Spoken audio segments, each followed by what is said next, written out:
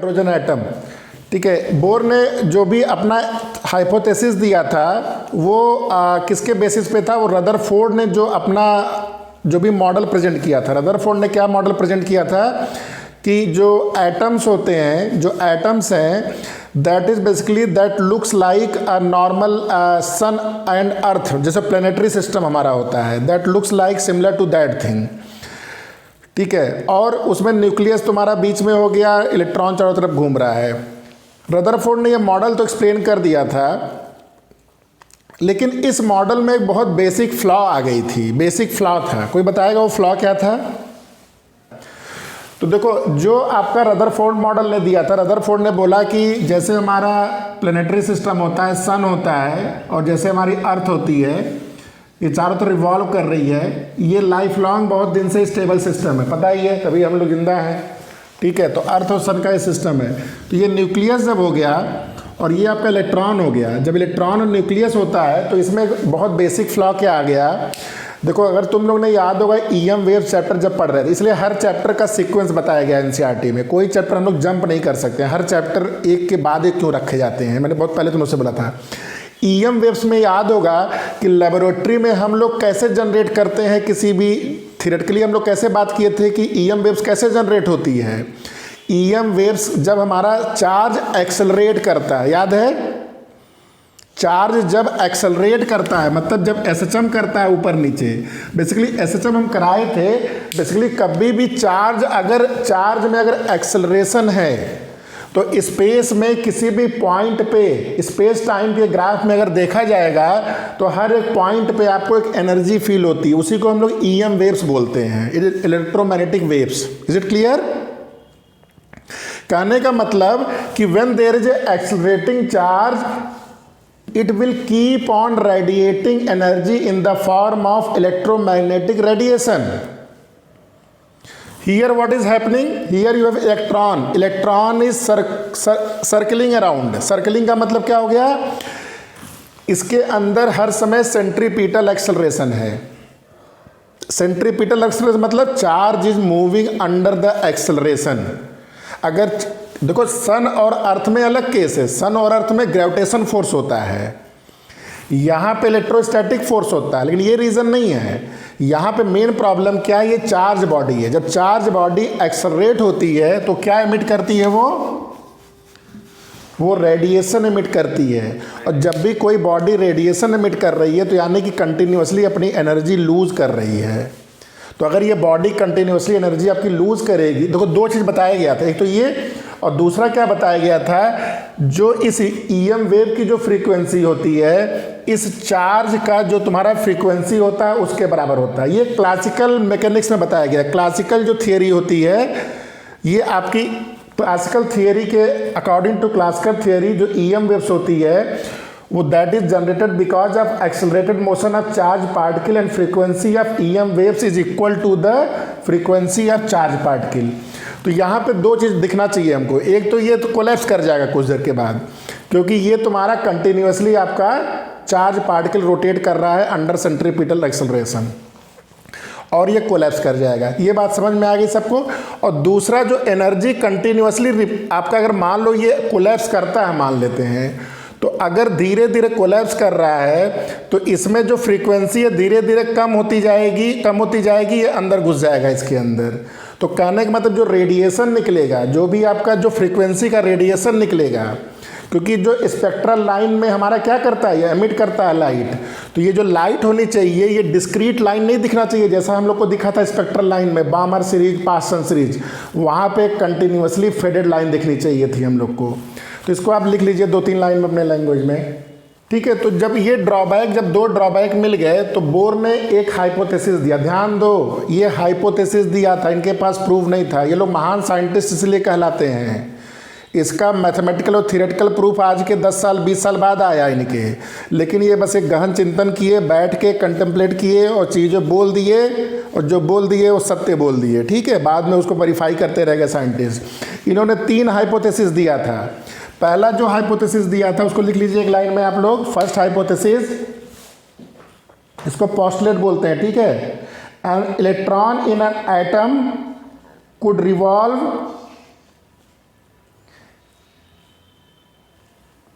In certain stable orbits without the emission of radiant energy. क्या बोल दिया कि ये एक स्टेबल ऑर्बिट में घूमता है। क्यों घूमता है, कैसे घूमता है? क्योंकि इलेक्ट्रोमैग्नेटिक थियरी के अनुसार तो कोई घूम ही नहीं सकता है, क्योंकि अगर कोई चार्ज घूम रहा है तो ये इन्होंने बोल दिया कि जो न्यूक्लियस के चारों तरफ जो ऑर्बिट है ये एक स्टेबल ऑर्बिट है, ये आपका स्टेबल ऑर्बिट है।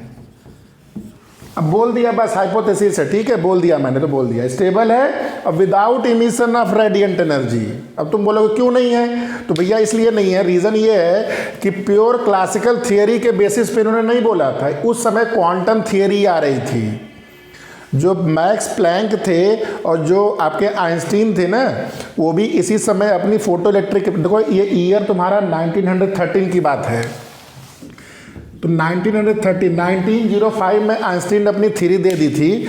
तो इन्होंने क्या देखा ना कि कुछ यार कि क्वांटम मैकेनिक्स चीज़ आ रही है जिसमें चीज़ें क्वांटम में होती हैं, पैकेट्स में होती हैं, फिक्स्ड होती हैं, बदलती नहीं हैं। तो इन्होंने उसी चीज़ को थोड़ा एनालाइज किया, बोला कि जो भी हमारा ऑर्बिट है ये तुम्हारा आपका एक फिक्स ऑर्बिट में, स्टेबल ऑर्बिट में विदाउट रेडिएटिंग एनर्जी। समझ में आ गया ये? ठीक है। जो उन्होंने सेकंड दिया पोस्टुलेट, लिख लो, सेकंड लिख लो। Electron revolve around the nucleus, electron revolves around the nucleus only in those orbits for which the angular momentum is some integral multiple of h upon 2 pi। देखो ये भी जो हाइपोथेसिस थी, बस हाइपोथेसिस थी। इन्होंने क्या बोला, जो एंगुलर मोमेंटम जो L होगा, सेकंड में देखो, जो एंगुलर मोमेंटम L होगा वो h अपॉन 2 पाई के इंटीग्रल मल्टीपल, मतलब ये n टाइम्स, और जहाँ पे n की वैल्यू आपकी 1 2 3 आपकी हो जाएगी। इन्होंने ये थियरम दे दिया, बस इन्होंने ये पोस्टुलेट कर दिया। अब कैसे होगा ये मुझे नहीं पता है, ठीक है। क्यों? क्योंकि उस समय प्लैंक्स की वैल्यू आई थी h, तो उन्होंने कुछ सोचा समझा होगा और उन्होंने ये थियरी अपनी दे दी। समझ में आ गया सबको? ठीक है। अब जो तीसरी उन्होंने थियरी दिया, तीसरी थियरी क्या दिया, लिख लो ये, देखो ये मैथमेटिकली लिख लो चाहो तो simple, H nu is equal to E F minus E I. क्या बता रहा है ये? देखो क्या बता रहा है ये, ई एफ क्या है, तुम्हारा कोई एक दूसरा ऑर्बिट है, ई एफ उसकी एनर्जी है, ये कोई लोअर ऑर्बिट है ई आई, तो ई एफ माइनस ई आई, हायर ऑर्बिट से जब भी इलेक्ट्रॉन लोअर ऑर्बिट में आता है तो एक फोटोन एमिट करता है। कितने एनर्जी का? इनके एनर्जी के डिफरेंस के बराबर जो एनर्जी होती है उसके बराबर एक फोटोन रिलीज करता है। समझ में आया चीज?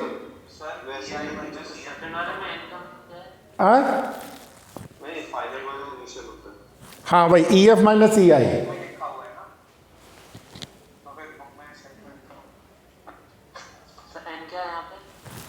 ये इंटीग्रल वैल्यू है एन तुम्हारा। सर वैसे होता है ना कि लोअर से हायर ऑर्बिट में जाता है तो एनर्जी एब्जॉर्ब करता है, लेकिन फिर हायर से जब दोबारा लोअर पे आता है तो फोटोन एमिट करता है। हाँ वही तो हायर से लोअर में आ रहा है, ये हायर से लोअर में आ रहा है। तो हाँ, हायर से लोअर, तो ये तुम्हारा, हाँ ये तुम्हारा हायर हो गया, तो इनिशियली यहाँ पे है, ये एफ हो गया, सही बोले, इनिशियल ये हुआ, फाइनल ये हुआ, तो ई माइनस ई एफ। यहाँ से जब यहाँ पे इलेक्ट्रॉन जंप कर रहा है लोअर स्टेट में, तो ये आपका एनर्जी रिलीज कर रहा है इनके डिफरेंस के बराबर, ई आई माइनस ई एफ। ठीक है, देखिए छोटा सा सब हेडिंग डालो, कैलकुलेशन ऑफ एनर्जी। तुम लोग देखोगे हमने जो दो तरह की एनर्जी होती है इलेक्ट्रॉन में, एक काइनेटिक एनर्जी होती है हाफ एम बी स्क्वायर, वहाँ से एक वैल्यू निकाली थी, और एक पोटेंशियल एनर्जी होती है जो इलेक्ट्रोस्टैटिक चार्ज के चलते होती है, उसके चलते टोटल एनर्जी का फॉर्मूला निकाला था, याद है क्या है हमारा? माइनस ई स्क्वायर अपॉन 8 पाई आर, ये था। ठीक है, तो इसको लिख लो, ये आपका टोटल एनर्जी है। लेकिन इसमें एक प्रॉब्लम है। क्या प्रॉब्लम है इसमें? इसमें आपको रेडियस नहीं पता है, ठीक है। तो रेडियस के लिए एक फार्मूला नहीं निकाला था। रेडियस के लिए हमारा फार्मूला क्या आया था? देखो ये आया था ना,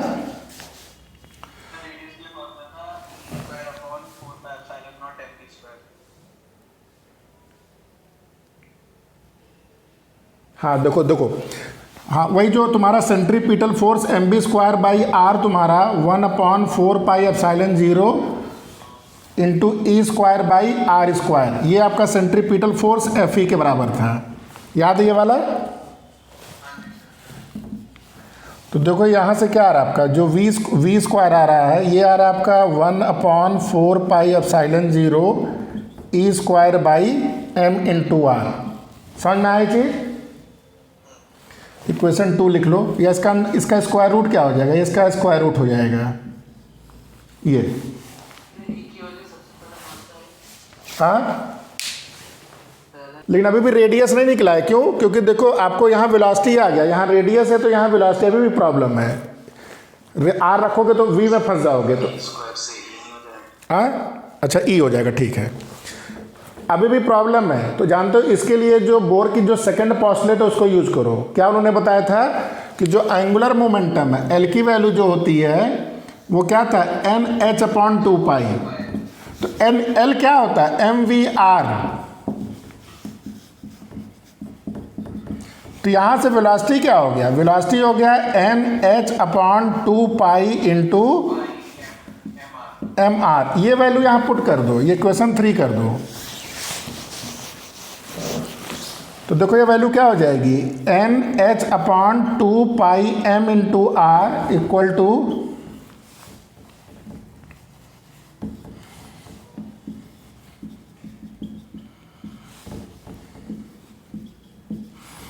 ठीक है। तो यहाँ से जो r की वैल्यू आएगी, देखो ये r रूट कट जाएगा, तो लास्ट में मैं लिख दे रहा हूँ सीधे, r की वैल्यू जो आ रही है n²/m, ठीक है, h/2π का होल स्क्वायर और 4πε0 बाई e²। ये फॉर्मूला, इसी को सॉल्व करोगे तो ये आ गया, ठीक है। r रूट आ जाएगा। हाँ ठीक है। तो जो वैल्यू आई है ना, ये रेडियस दे रहा है, देखो अब ये वैल्यू रेडियस दे रहा है, ये NB लिखा है तो इसको हम जानते हो कि नया चीज, इसको RN लिख देंगे अब। तो RN देखो क्या हो गया आपका, n²/m h² का whole square into 4πε0 by e²। तो अगर n की वैल्यू 1 रख दिया जाए तो ये 1 कर दोगे तो Rn की वैल्यू क्या आ जाएगी, इसको सॉल्व कर लो, h² 4π² e² divide by m। 4 से 4 कट गया, पाई से पाई कट गया, तो क्या आया ये h²ε0 अपॉन m पाई e²। ठीक है यहाँ तक। ये जो वैल्यू 1 आई है, n की वैल्यू 1 रखने पे जो R1 आए, देखो सारे कांस्टेंट है, ये देख रहे हो सारे कांस्टेंट हैं। तो अगर इस वैल्यू को पुट करोगे ना तो एक फिक्स वैल्यू आती है, इसको हम लोग बोर रेडियस बोलते हैं, this is called bore radius. और इसको हम लोग A0 से डिनोट करते हैं, A0 मतलब this is called bore radius. और इसकी वैल्यू हो गई A0 की, इसको सॉल्व करके जब करोगे तो 5.29 इंटू 10⁻⁻11 मीटर। ठीक है, ये बोर रेडियस हो गया। यहाँ से देखो एक फॉर्मूला और आ रहा है, Rn की वैल्यू क्या हो रही है, देखो Rn जो है n² इंटू A0, यानी कि जो रेडियस की साइज है वो देखो n² पे डिपेंड कर रही है। यानी कि पहला अगर A0 होगा तो दूसरा क्या हो जाएगा 4A0 9A0। तो ये आपका रेडियस इस तरह बढ़ रहा है आपका, समझ में आया यहाँ तक। दूसरा एक छोटा सा फॉर्मूला और समझ लो, अगर ये हाइड्रोजन एटम के बजाय कोई और आपका एटम हो, जैसे मैंने बोला था ना कि हाइड्रोजन के बजाय कोई हीलियम आइटम हो, हीलियम हो या आपका लिथियम डबली आयोनाइज लिथियम हो या सिंगली आयोनाइज, तो ये आपका E² नहीं होगा, जानते हो क्या हो जाएगा ZE हो जाएगा। तो एक और फॉर्मूला लिख लो n² Z इंटू A0। समझ में आया चीज। Z तुम्हारा उस एटम का तुम्हारा एटॉमिक नंबर हो जाएगा, क्लियर है। ठीक है, अब आपने रेडियस निकाल लिया सक्सेसफुली। रेडियस निकल गया, हमको क्या निकालना था एट द एंड, एनर्जी निकालना था। तो एनर्जी की वैल्यू मेरी क्या थी, ई एन की वैल्यू क्या थी, minus E square upon 8πε0 in R N. ये आर एन की वैल्यू बस पुट कर दो यहाँ पे, तो ये एनर्जी की वैल्यू देखो आ जाएगी, क्या आ जाएगी ये,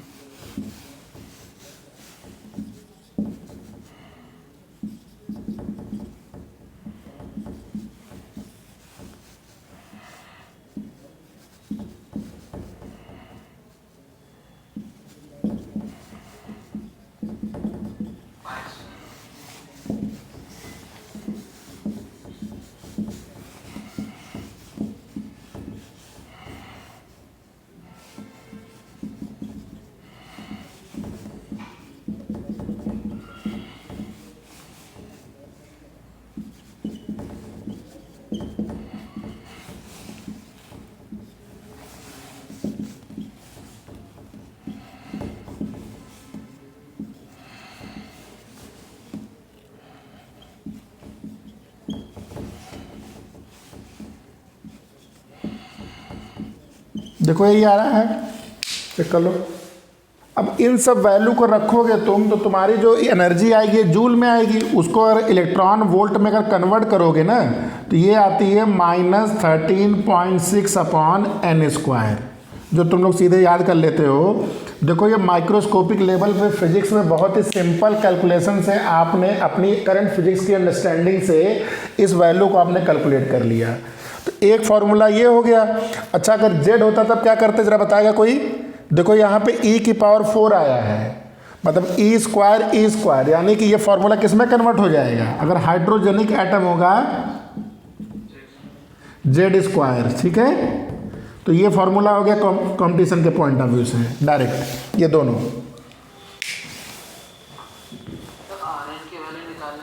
एनर्जी लेवल्स में अभी हमने देखा कि ई एन की वैल्यू क्या थी, इस फॉर्मूले की जब वैल्यू रखा गया था तो -13.6 upon n square electron volt, ये माइनस है,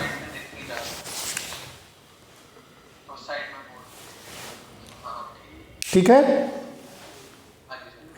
तो देखो ये आपकी वैल्यू विदाउट वैल्यू रख के ये इसकी वैल्यू है, अलजेब्रिकली वैल्यू है, और ये जब मैंने न्यूमेरिकली रख दिया तो ये इलेक्ट्रॉन वोल्ट में 13.6, मतलब ये वैल्यू आ गई। ई एन की वैल्यू क्या आ गई, -13.6 divide by n square electron volt.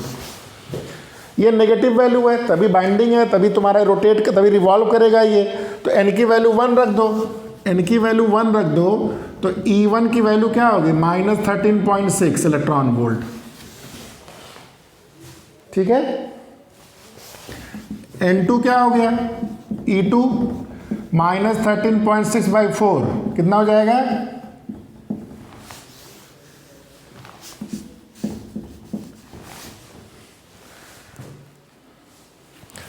N की वैल्यू 3 रख दो, E3 की वैल्यू -13.6/9,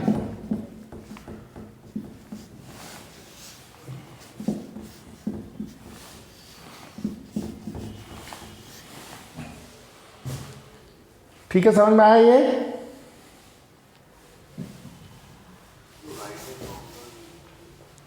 ये फॉर्मूला ये मैंने लिख दिया, En = -13/6 n स्क्वायर EV, इसी फॉर्मूले में वैल्यू रखे। तो इसको अगर नंबर लाइन पे अगर प्लॉट किया गया देखो, तो सबसे नीचे आपका क्या है, -13.6, ये n = 1 है। फिर तुम्हारा क्या है, जैसे ये आपका 0 है मान लो, तो फिर आपका क्या है -3.4, ये देखो ये n की वैल्यू 2 है, -3.4, n की वैल्यू जब 3 हुआ तो -1.51। तो ऐसे ही सारे आप एनर्जी लेवल निकाल सकते हो। मतलब क्या हुआ कि जो फाइनली जो तुम्हारा आयोनाइज्ड जब हो जाएगा, जब फ्री इलेक्ट्रॉन हो जाएगा, तो वहाँ पे उसकी एनर्जी क्या होती है, 0 होती है, यही बोलते हैं। उस दिन याद है, तो यहाँ पे अगर कोई भी इलेक्ट्रॉन जंप करता है किसी भी हायर स्टेट से लोअर स्टेट में, तो जो एनर्जी का डिफरेंस होता है, ये आपका EI हो गया, ये आपका EF हो गया। तो EI माइनस EF, जो भी एनर्जी लेवल में डिफरेंस है, वही हमारा तीसरा पोस्टुलेट क्या बोला था, H ν = E I minus E F, यही बताया गया था। तो यहाँ से एक रेडिएशन इमिट होता है, तो इसकी डिटेल अभी कैलकुलेट करते हैं हम लोग हैं।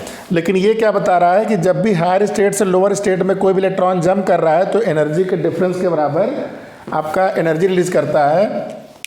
तो ये बेसिकली ग्राफ आपको एनर्जी लेवल्स बता रहा है हाइड्रोजन के केस में। समझ में आ गया चीज? अब अगला हेडिंग डाल लीजिए, line spectra of the hydrogen atom. इसी एनर्जी को हम लोग कैलकुलेट करेंगे। Line spectra of hydrogen atom, ठीक है। अब देखो line spectra of hydrogen atom, अब ये लिख लो H nu equal to E I minus E F, जो भी initial energy minus final energy, जो डिफरेंस है उसके बराबर इसमें से एक फोटोन एमिट होता है जिसकी एनर्जी इस फॉर्मूले के बराबर होगी। तो ई आई और ई एफ की वैल्यू, ई एन हमने निकाला था, ई एन हमने क्या निकाला था, minus m E to the power 4 divide by 8 epsilon square H square n square. तो ये वैल्यू पुट कर दो यहाँ पे, तो क्या हो जाएगी, minus m E to the power 4 8 epsilon 0 square H square n I square minus minus minus plus हो जाएगा M E to the power 4 8 epsilon 0 square H square n f का स्क्वायर। ये वैल्यू यहाँ से रख कर बस एन की जगह एन आई कर दो और इसकी जगह एन एफ कर दो।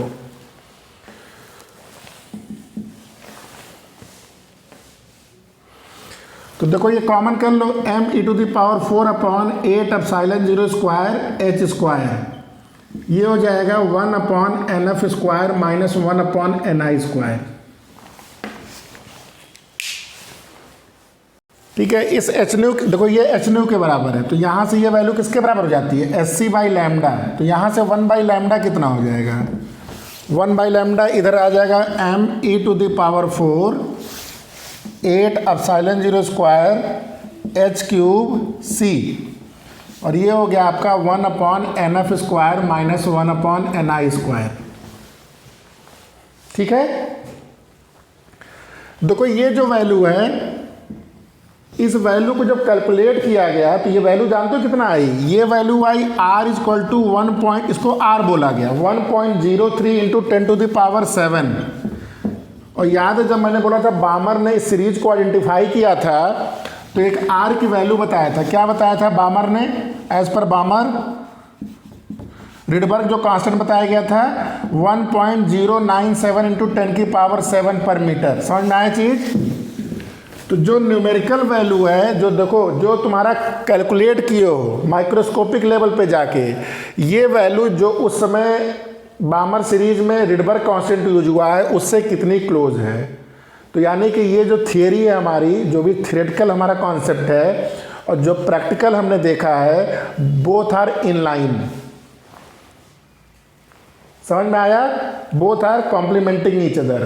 तो यहाँ से इसी वैल्यू को हम आर बोलते हैं। तो यही एक फॉर्मूला याद होगा हमने निकाला था वहाँ पे, ये इंपीरिकल फार्मूला उस समय बोला गया था, याद होगा मैंने बोला था that was a empirical formula but now this formula has a proof.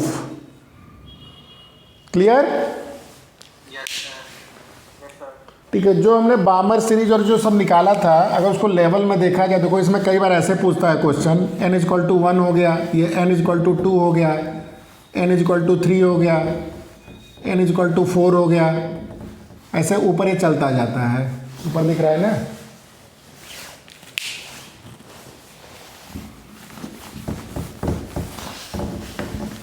हो गया ना?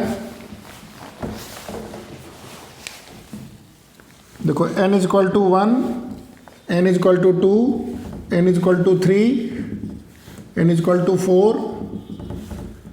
तो कोई भी इलेक्ट्रॉन जब ऊपर से आता है, ठीक है, तो जो स्टेट में याद होगा कि जब 1 पे आता है तो इसको हमने मान लो 2 से 1 पे आए, 3 से 1 पे आए, तो इसको क्या नाम दिया गया था हम लोग,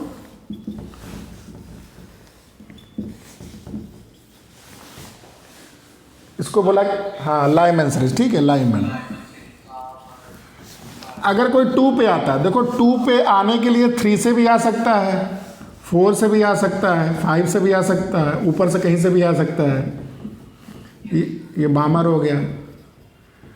ठीक है, फिर आपका 3rd पे आ जाओ,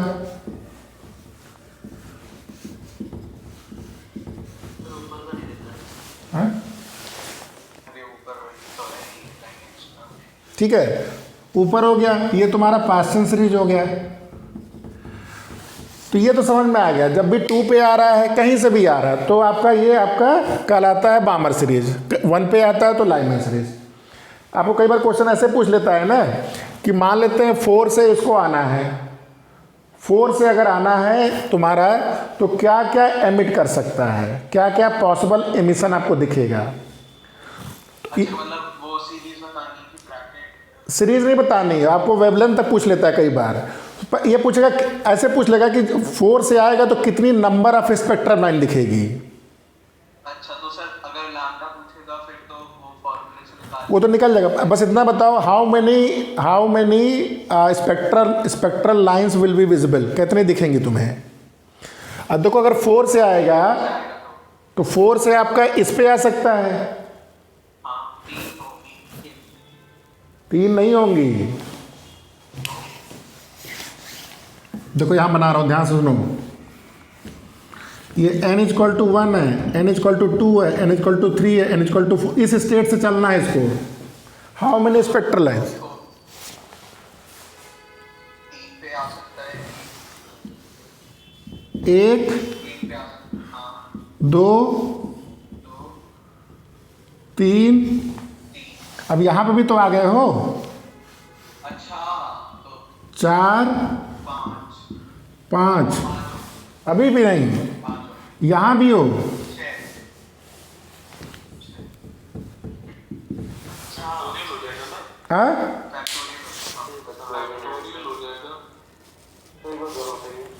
देखो बस इतना पूछेगा ना कि n इक्वल टू 4 पे स्टेट में है, कितनी स्पेक्ट्रल लाइन दिखेंगी आपको। कई बार ऐसे पूछ लेगा ना कि उसमें कितनी आपकी लाइमैन सीरीज हो सकती हैं, ऐसा कुछ भी बोल सकता है। तो n4 से n3, n3 से n2, n2 से n1, या n4 से, अब सारे पॉसिबल कॉम्बिनेशन तुम्हें ड्रॉ करने पड़ेंगे, कोई छूटा नहीं है ना इसमें। हाँ, बीच में यहाँ से यहाँ जाए, फिर यहाँ से यहाँ जाए, फिर यहाँ से यहाँ जाए, यहाँ से यहाँ जाए, यहाँ से फिर यहाँ से यहाँ जाए, या जंप करते जाए, फिर यहाँ से यहाँ भी जा सकता है। तो ये सारे केसेस हैं। हाँ, क्या हो गया। अगर पूछे सबसे लॉन्गेस्ट वेवलेंथ, सबसे शॉर्टेस्ट वेवलेंथ, तो सबसे शॉर्टेस्ट वेवलेंथ कब आएगी, जब सबसे ज़्यादा एनर्जी का डिफरेंस होगा। तो सबसे ज़्यादा एनर्जी का डिफरेंस किस में होगा, 4 और 1 में होगा। सबसे लॉन्गेस्ट वेवलेंथ, सबसे कम एनर्जी का डिफरेंस है, तो 1 और 2 में नहीं होगा, इसमें बहुत एनर्जी का डिफरेंस होता है, 4 और 3 में होगा। किन दो का डिफरेंस सबसे कम होगा, ये आपका 4 और 3 का डिफरेंस सबसे कम होगा। इसमें बहुत ज़्यादा डिफरेंस होता है, 3.4 और 13 था ना, 9 का डिफरेंस हो गया है। यहाँ पे आपको बहुत कम होगा। तो इस तरह शॉर्टेस्ट क्या होगा, लॉन्गेस्ट क्या होगा, समझ में आ गया। ये एक और क्वेश्चन दिया जाता है, ध्यान दो बहुत ध्यान से। कोई इलेक्ट्रॉन है, मान लो यहाँ पे ग्राउंड स्टेट में, बोला गया कि एक इस पर्टिकुलर एनर्जी का फोटोन इसको हिट कर रहा है। जैसे ध्यान से सुनो, ये तुम्हारा -13.6 था ना, 4 था,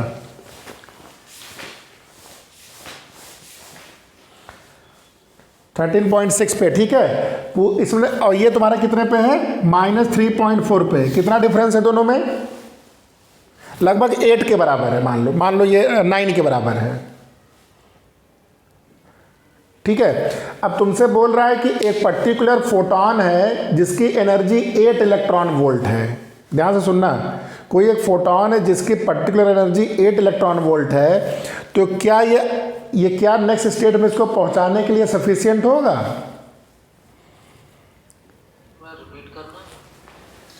देखो बहुत सिंपल सा क्वेश्चन पूछा जाता है। ये आपसे बोला गया कि अगर 11 इलेक्ट्रॉन वोल्ट, जैसे पहले एग्जांपल लो, अगर 8 इलेक्ट्रॉन वोल्ट का कोई भी मान लो 8 इलेक्ट्रॉन वोल्ट का फोटोन, इसको अगर एनर्जी दी जा रही है, तो क्या इसको ये किसी स्टेट में पहुंचा पाएगा, नहीं पहुंचा पाएगा। क्यों, क्योंकि ये -13.6 + 8 करने पे ये नेक्स्ट एनर्जी स्टेट में नहीं पहुंच पाएगा, क्योंकि इनके बीच का डिफरेंस कितना है, 10.2 कम से कम होना चाहिए। समझ में आया। तो ये क्योंकि ये डिस्क्रीट में केवल होता है। अच्छा, तुमसे बोला गया कि 11 पॉइंट, अब इसको देखो, ये डिफरेंस आपका 10.2 से ज़्यादा अगर है मान लो, और मान लो 11.1 से कम है, मान लो 10.5 इलेक्ट्रॉन वोल्ट दिया गया, 10.5 इलेक्ट्रॉन वोल्ट का अगर बोला गया तो ये किस स्टेट में जा सकता है? केवल एक इसमें से इमिशन होगा। समझ में आया? क्योंकि केवल एक लेवल में पहुंचाएगा। अब कल को मान लो बोल दिया कि आपको ये 12.5 11.1 आपको बोल दिया कि ये 12.3 मान लो इलेक्ट्रॉन वोल्ट दिया गया है। अब कितने नंबर ऑफ स्पेक्ट्रल लाइन निकलेगी?